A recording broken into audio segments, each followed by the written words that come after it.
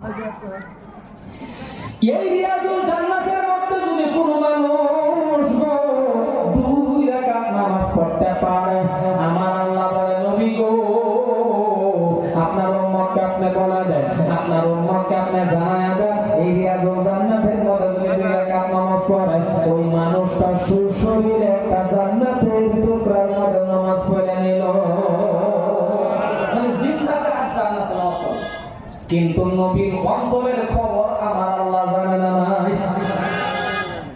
আল্লাহ রাব্বুল আলামিন ডাক দিয়ে বলেন নবী গো ও মায়ের নবী বলেন তো আপনার অন্তরের খবর। নবী আমার ডাক দিয়ে বলে আল্লাহ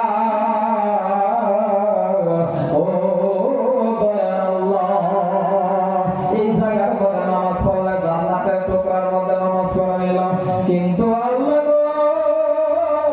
এমন তো উম্মত আমার আছে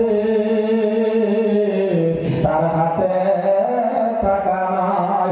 ও আল্লাহ এমন উম্মত আমার আছে এই জায়গায় আসতে পারবে না, তারা কি বঞ্চিত হয়ে গেল নাকি? তারা কি জান্নাতের মধ্যে নামাজ পড়তে পারলো না? আমার উম্মত বহুত উম্মত আছে গরিব। আমার আল্লাহ বলে নবী গো আপনার উম্মতগণকে আপনি বলে দেন, আপনার উম্মতগণকে আপনি জানায়া দেন, তাদের গ্রামে গ্রামে তাদের গাঁয়ে গাঁয়ে একটা করে মসজিদ হবে, ওই মসজিদের মধ্যে যদি দৈনিক 5 বার আসা যাওয়া করতে পারে, আমি আল্লাহরে সিজদা দিতে পারে, তারাও সুশরীরে একটা জান্নাতের